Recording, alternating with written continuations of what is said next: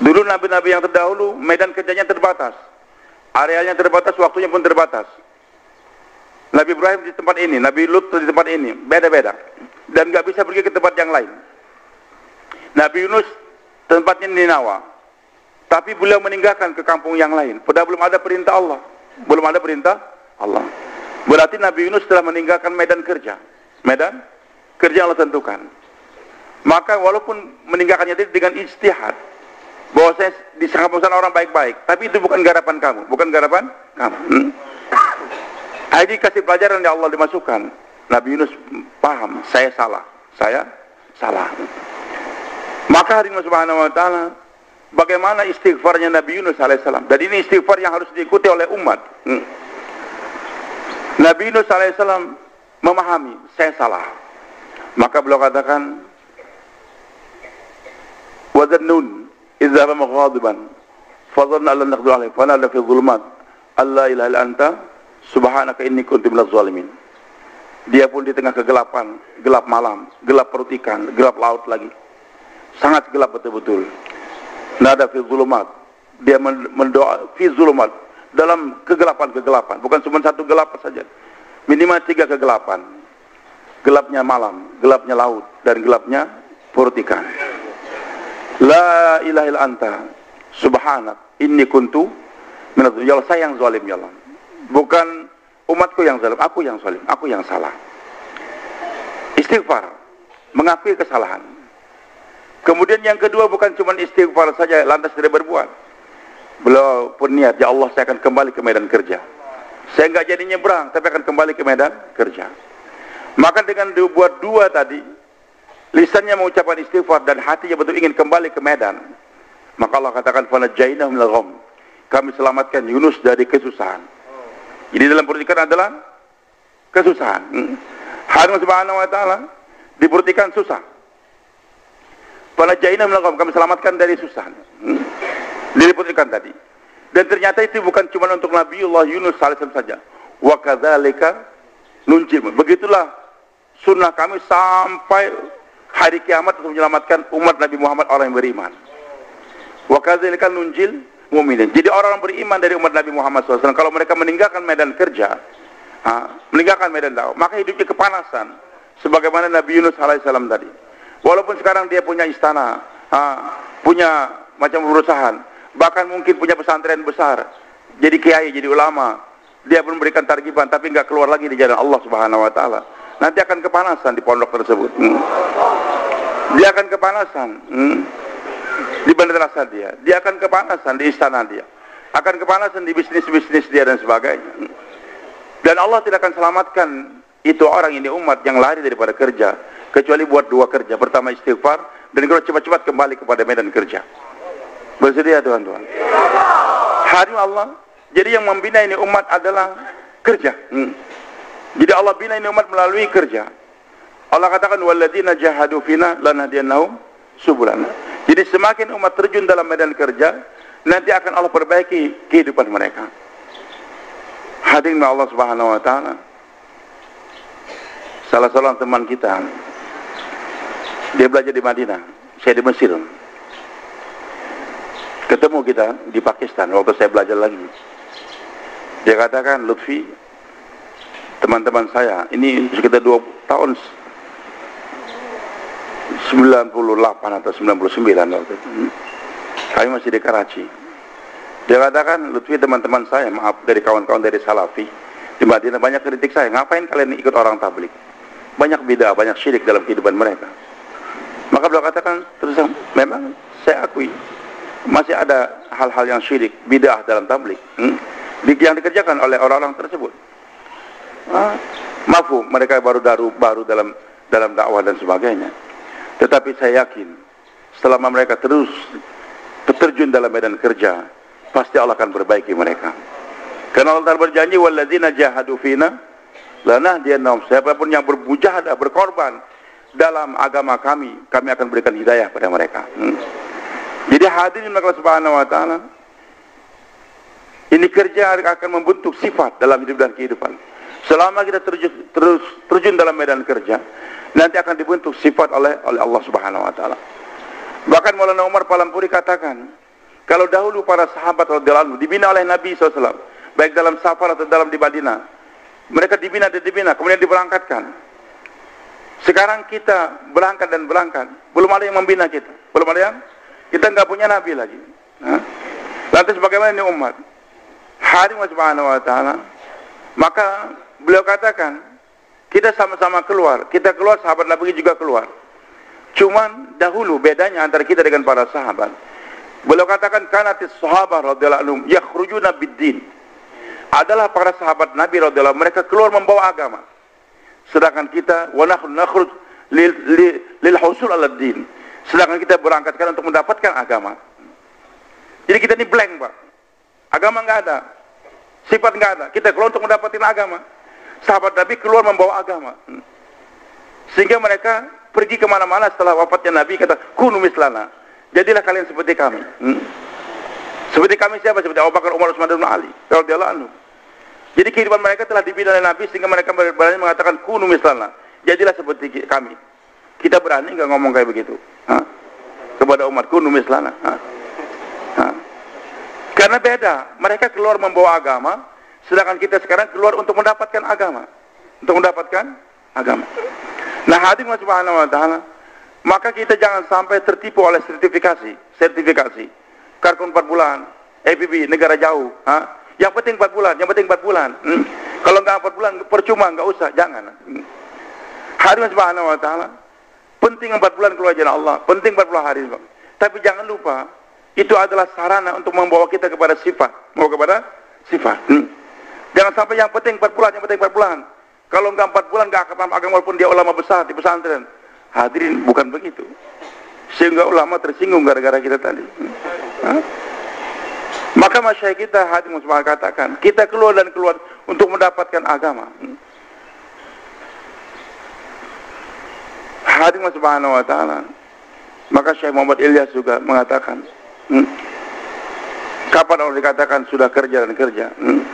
Bukan berarti sudah 4 bulan. Orang dikatakan kerja kalau sudah sifat wujud dalam hidup dan kehidupan ini. Nah, hadirin subhanahu wa ta'ala, kadang-kadang sifat tersebut hari ini datang, besok datang. Kadang-kadang menjelang wafatnya kita baru datang itu sifat. Yang penting kita tidak boleh berputus asa dalam berjuangkan agama Allah. Bersedia insyaAllah Tuhan. Saya bercanda dengan teman-teman waktu di Rawin, di Kuala Istimewa Rawin. Waduh, kalau gini susah buat kerja. Di sana dihinakan, di sana dihinakan. Udah saya tinggalkan aja, Ancol. Sama aja dengan kebun jeruk juga dan sebagainya. Nggak usah keluar lagi, sekarang susah. Apalagi sekarang terjadi perkelahian di Bangladesh, perkelahian di mana-mana. Ini dakwah apaan? Saya tinggalkan saja kerja. Maka saya katakan, dulu waktu saya keluar setahun, tahun 89, 90. 2 orang, 1 orang lama, 1 ulama. Pulang ke Markas Rawin. Kerkujari ditanya, mana kamu punya jamaah mana? Masih gerak di sana. Loh, kenapa kamu tinggalkan mereka? Jamaahnya kacau, nggak tertib. Kami nggak mau bersama dengan jamaah yang kacau, nggak tertib. Mas Syekh tersenyum ketawa. Beliau katakan, ajib. Orang yang tahu tertib meninggalkan kerja, yang nggak tahu tertib terus buat kerja. Orang yang nggak tahu tertib terus dalam kerja, tapi yang tahu tertib malah meninggalkan kerja. Kan jamaahnya nggak tertib, maka saya tinggalkan, kembali ke markas. Merasa dia tertib, saya nggak mau bersama orang. Maka senyum lagi mereka, kembali lagi ke Medan. Hadirin subhanahu wa ta'ala, kita dalam perjuangan harus bersabar. Jangan lihat hasil Allah yang memberikan nantinya. Yang penting saya terjun dan terjun, nanti saya lihat pribadi saya ada perubahan atau tidak. Ada, alhamdulillah. Kalau belum ada, jangan tinggalkan ini medan kerja. Sampai saya bercanda karena dengan istri saya. Dia katakan, ngapain bang, keluar, tapi nggak ada perubahan juga. Saya katakan, kalau gitu tutup aja pesan sekolah semua. Nggak usah sekolah SD, SMP, SMA, nggak usah lagi sekarang kuliah. Ngapain kuliah kedokteran, habis itu nggak jadi dokter juga. Kenapa kerja capek-capek jadi insinyur tapi nggak kerja? Hadirin, tetap sekolah. SD 6 tahun, SMP 3 tahun, SMA 3 tahun. kuliah. Itu tetap untuk menjadikan seorang S1, S2 dan S3. Sarana jangan ditinggalkan. Tapi jangan lupa juga tujuan. Belum tercapai tujuan, jangan sampai kita meninggalkan sarana tersebut. Nah, hadirin Allah Subhanahu wa taala, tetap memang kita jaga. Tapi keluarnya saya ini untuk apa? Jadi 6 sifat yang lagi dan lagi kita ulang-ulangi tadi adalah ukuran barometer bahwasanya saya sudah berhasil dalam ini kerja. Hadirin Allah Subhanahu wa taala. Tapi ini sifat yang kita dapatkan sekali lagi adalah untuk menopang kerja kita ini, untuk menopang kerja. Kalau kita lihat di toko Indomaret dan sebagainya, kita lihat pelayannya senyum dan senyum. Tapi senyumnya itu pekerja di toko untuk apa? Untuk menongak di kantong kita. Dai senyum untuk apa? Kalau cuma senyum dengan sama senyumnya tukang toko itu apa? Mereka ngasih makan juga, kadang-kadang langganan kasih makan, kita juga ngasih makan, tapi targetnya untuk apa? Hadirin, semua pekerjaan-pekerjaan kita ini untuk menopang kerja. Jangan sampai kita hanya kerja berakhlak baik tapi tidak mengarahkan kepada kerja. Polantas, dia punya kerja untuk mengatur jalanan. Di lampu merah ataupun di persimpangan dulu nggak ada lampu merah, dia ngatur. Tapi untuk menopang kerja dia tadi, maka dia punya kostum, pakaiannya bagus, punya peluit dan sebagainya. Tapi untuk menopang kerja tadi, soalnya kalau dia bekerja saja mengatur jalanan dengan pakai sorban tanpa pakai kostum, orang taat enggak?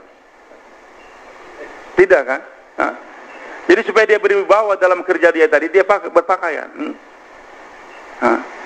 Tapi dia berpakaian tadi adalah tujuannya untuk memudahkan dia kerja. Oh, ini Polantas, bisa bedakan ini Polantas, ini bupati, ini pedagang petani dan sebagainya.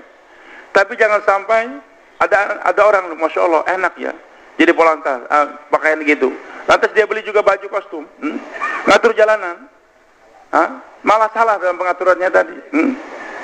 Hadirin subhanahu wa ta'ala. Jadi jangan sampai kita tertipu oleh pakaian saja tapi lupa tugas kita. Satu orang anak, dia ikut dakwah, ayahnya marah-marah betul. Kalau kamu ikut Lutfi, saya nggak akan rela sama kamu. Marahin terus. Tapi itu anak rajin, masya Allah.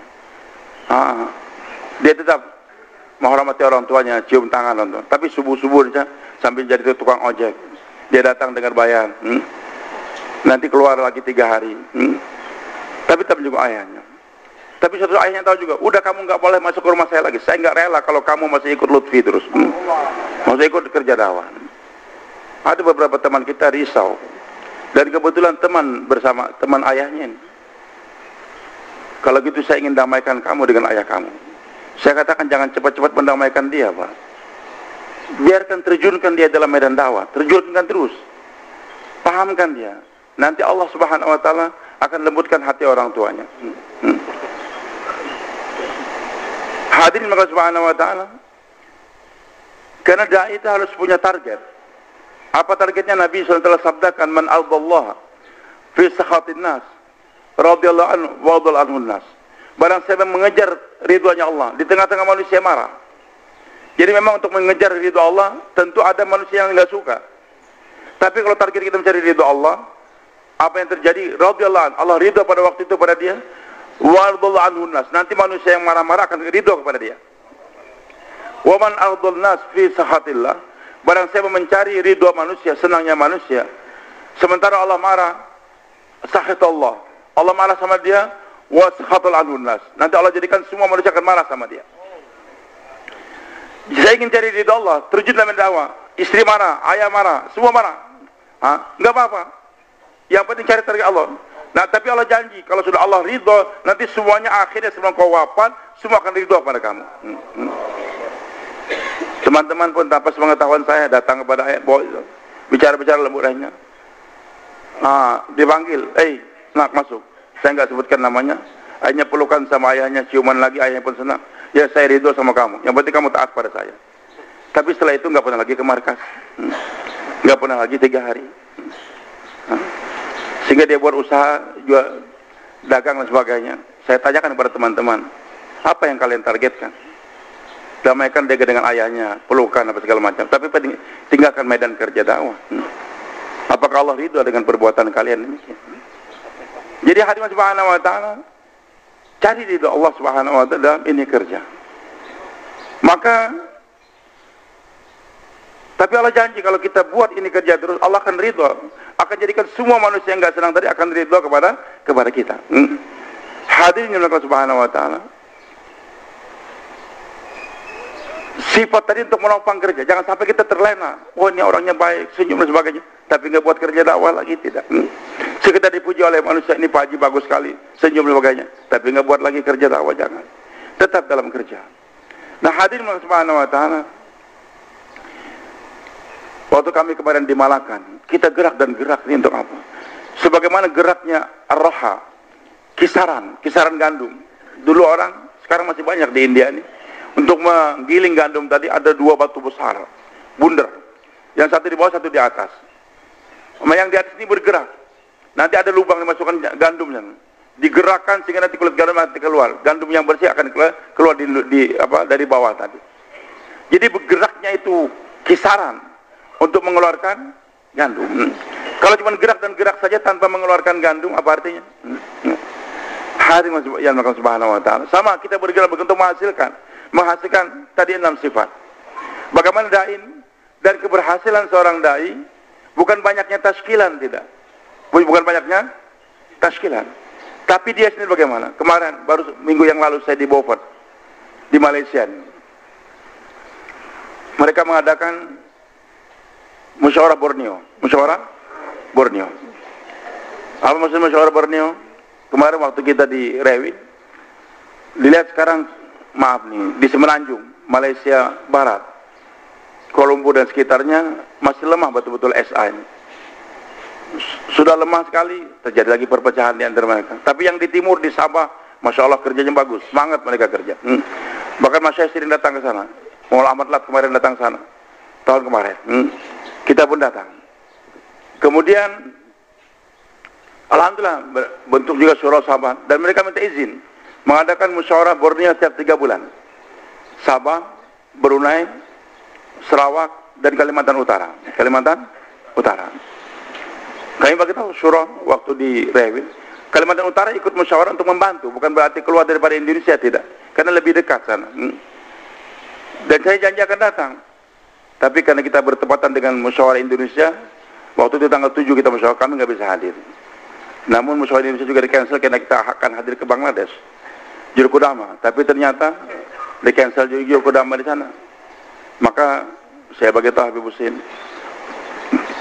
saya bagi tahu Pak Musli, teman-teman di Kalimantan Utara sekarang, saya galakan pergi ke Beaufort, ke Sabah untuk hadir, dan masyayikh kita dari Pakistan pun datang untuk memberikan arahan.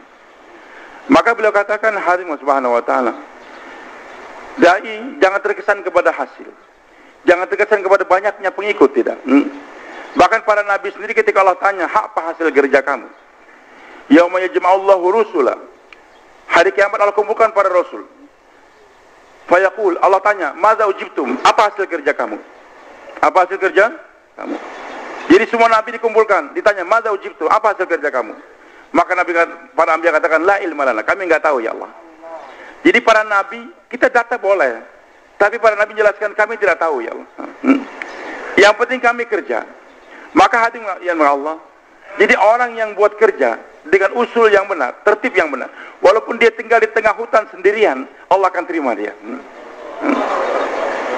Kalau dia buat kerja, hasilnya banyak, tapi ternyata tidak sesuai dengan usul yang dikehendaki, maka bukan itu yang ditargetkan.